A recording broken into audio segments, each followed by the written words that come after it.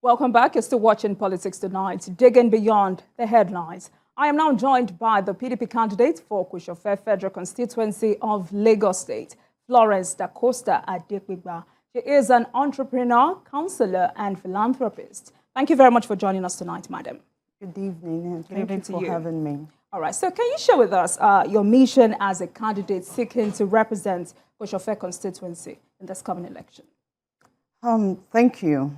For me, when I started, how I got into politics, the love of the people, the passion to serve, and have been doing few things in my own capacity.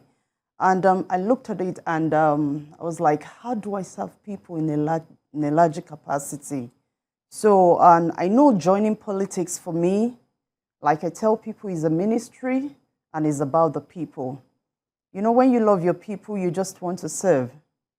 So, and I know through politics, I will be able to do much more than what I was doing at that time. And ever since I joined politics, I give God the praise that I'm able to get to this stage, and I have a whole lot of things that I want to do for my people, and contesting and representing the people of Kosofe Federal Constituency as a way for me to reach the heart of the people and to serve them very well. All right, so considering let me ask you, how intensified has your campaign been, considering how intense the political space has been in the past few weeks? What has been your experience like? Thank you. We know that politics is grassroots. It's about the people. And what we've been doing so far is to reach out to people, to campaign, and to tell them what we have in store for them. Of course, we need to create awareness, which we've done, we've really tried. But the disappointing part of it is that every time we put up a banner and we put up posters, 2 days after, we have the ruling party covering the whole of our posters up, and pulling down our banners. So we looked at it because we know we can't match them posters for posters, and we don't have that resources, to roll out thousands of posters every two days. So what we do is, when you tear up our posters, when you cover up our posters, once we have a relationship with the people, you can't take away what they have in their hearts. You can't. And one thing about the people is that they know who are sincere and who really want to serve. So what we've tried to do over time is to develop this relationship with the people of Kosofe and to let them know the reason why we want to do this. All right. So some youth recently popularized a slogan, "No water, no vote." What will you do to address this problem?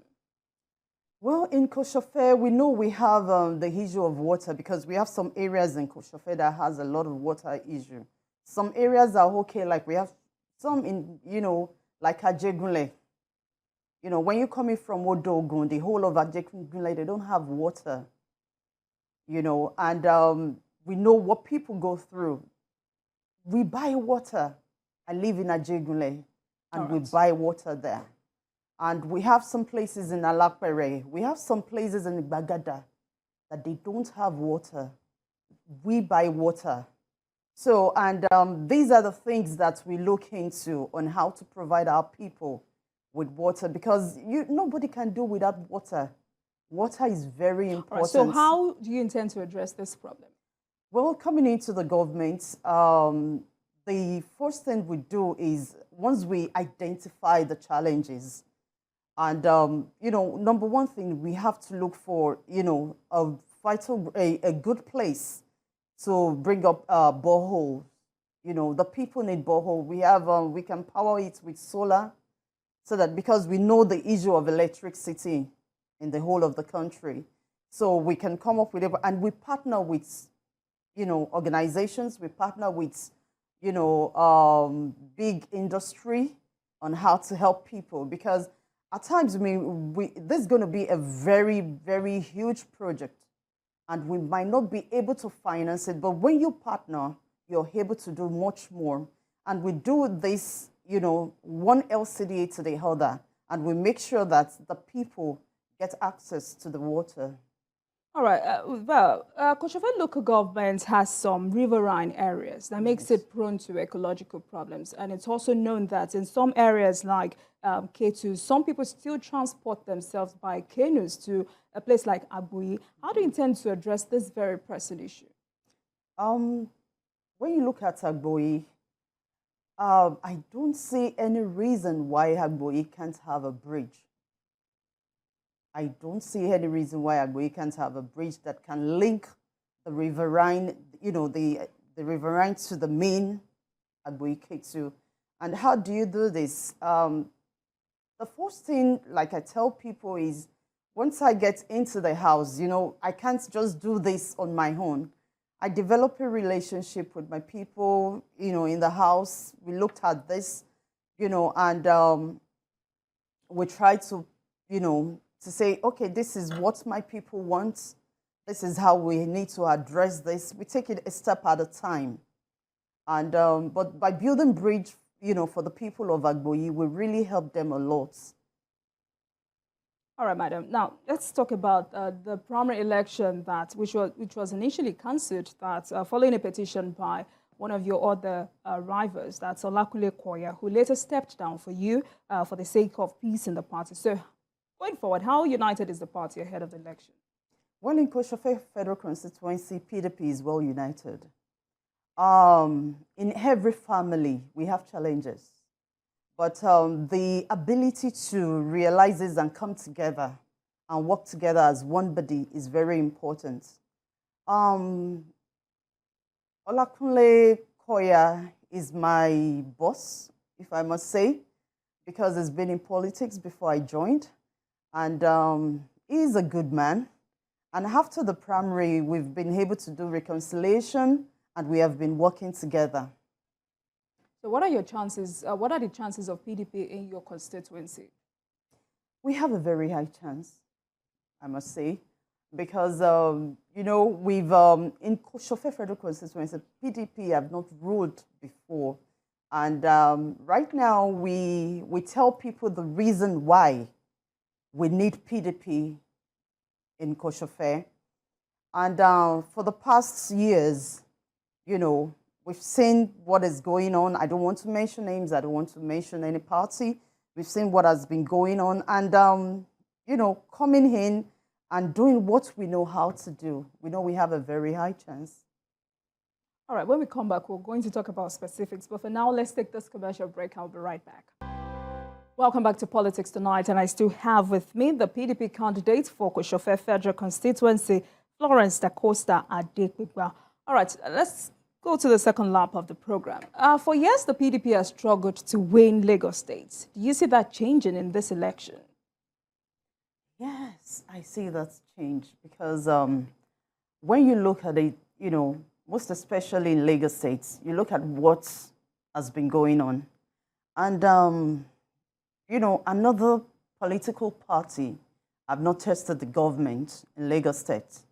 And I think the people of Lagos State wanted to test another government. So, and I know that by trying my party, there's going to be a lot of difference.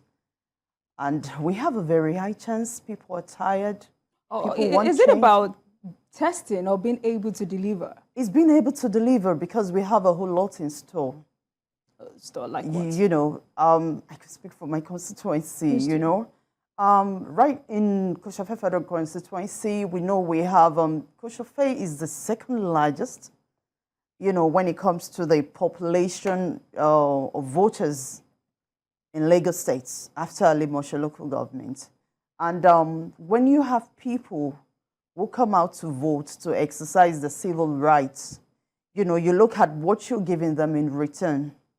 And in Kosofe, if you look at my agenda, I have so much for the youths in particular. We have programs for the youths, we have for the women, we have a whole lot to do. And when you look at the number of children that are out of school, you think Why are these children not in school? And there are ways of going about this. Before now, even when I'm not in government, have been able to with the help of some friends, I've been able to sponsor few children into into a private polytechnic. And I know with, being in government, we'll be able to do more because there are people to partner with. There are organizations that we can partner with. And there are so much private schools here in Kosofe. And there are ways we go about this that we can talk to them and partner with every school. I come to your school, I meet you, we talk about it. This is what you get for school fees.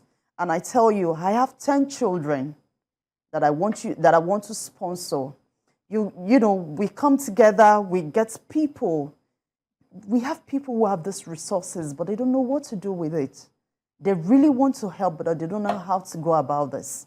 And this is where partnership comes in.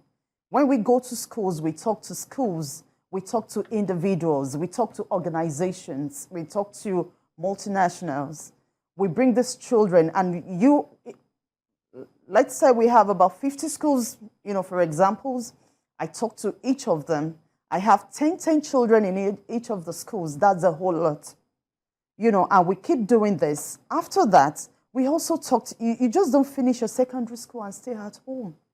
Okay. We help you in tutorial on how to get your complete credit for your WAEC results.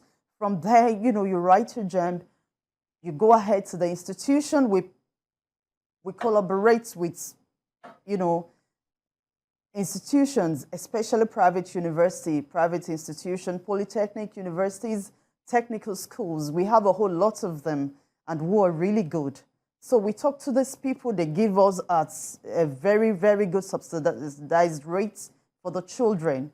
And we get these children into school and make sure we monitor what they do in the school. That's one of so many things we could do for the youth. And when you talk about empowerment, when you look at the women, there's so much we can do for our women. There's so much. I'm not going to empower you just giving you a token. When I know that you have so much debt to settle, when I know that the token I've given you, you just go home and before you know it is off. No, I'm not going to do that. There are ways we train people. You train them not just giving them money, but you train them on how to manage their business, on how to manage money, on how to save. And by the time they are done with the training, when we empower you, if I have the resources to empower, let's say 2,000 women, maybe with 50, 100,000 naira, I'd rather empower 100 women with so much amount, maybe like 500, a million, that they can use to establish themselves. And we set up a monitoring team. You don't empower and forget it like that. You set up a monitoring team for these people that monitors them. And when you look at our locality, people do what we call a job. And we make sure amongst the monitoring team, we do a job for those people. We come to you and we collect your ajo every month. And that is your savings, which is very important. We make sure is a must. You do a job. So when we collect that every month, after every 6 months, we do a review on what you've done so far. And by then, we help you put this money together and put it back into your business to grow the business. And when we look at people, like we have some children who will tell you, I don't want to go to the university. I want to learn hairdressing. I want to learn tailoring. I want to learn this and that. How do we also give them vocational training? When we are done with that, if I have like 50 children or 50 people who have done the training, what else do? I just don't leave them, give them equipment and just leave them like that. No, I'm not going to do that. What we do is we set them up. By the time they are done with the training, we get them a shop, where we can buy equipment, equip them. They start their business. Once they start their business, we have a monitoring team that goes there to monitor how they are performing, what they're doing, and they have a savings plan. It's a must. These people must have a savings plan. And when they have we go there and collect their savings. And by the time, let's say 6 months. All right, madam. Interesting, I must tell you. But then let's still talk about women, but this time women representation in politics and governance in Nigeria, which is still on a lower rate. And it's also interesting to see that your opponent in the APC is also a woman. What can be done to improve this? Well, for me, I'm going to mentor a lot of women. It's not just, contesting because I'm a woman. I need to encourage our women because women are going through a lot. People say nasty things about women once they see you in politics.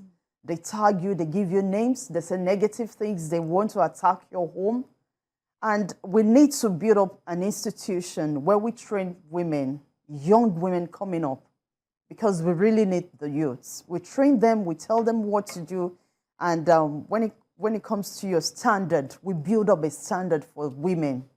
Women can represent us very well, and so I'm going to do a lot by building an institution and mentoring them. All right. Let me ask you this, because I already spoke about it. Your rival in the APC, Florence Da-Costa, is also a woman. How do you feel about this? It's good. For me, it's a good thing that I have another woman. You do not feel intimidated? No, not at all. Because I know what I want to offer my people. I've never been in government, and I can tell you my opponents have been in government. What have you done so far? Do you understand? What have you done? What have you done for people? That should also speak. I was never in government, but I can tell you a few things that I've done for my people in my little way. So being in government, that shows I'm going to do much more. All right, Madam Da-Costa, what is your message to your constituents? Well, I would like to tell my people, remember that Florence is young, she's coming to serve, she's passionate about the people, she cares so much about her people. And there's something I must say, when you look at the ruling party, it's so saddening that we have all of the candidates, not well represented. Christian in the, in politics in Kosofe is not well represented. And looking at my party is balanced. But looking at the ruling party, they have all Muslims representing Kosofe. And the people who live in Kosofe Federal Constituency, we have the Muslims, we have the Christian, we have the traditional people. And I think when you have a government that is fair, the best thing is to carry everybody along. So I want to tell you, my people, remember, this is about your future. Think and vote wisely. All right, thank you very much, Madam Florence Da-Costa Adepegba. She is the PDP candidate for Kosofe Federal Constituency. Thank you very much for coming on Politics Tonight as we discuss your ambition and mission for Kosofe Federal Constituency. And we wish you the very best of luck. Thank you.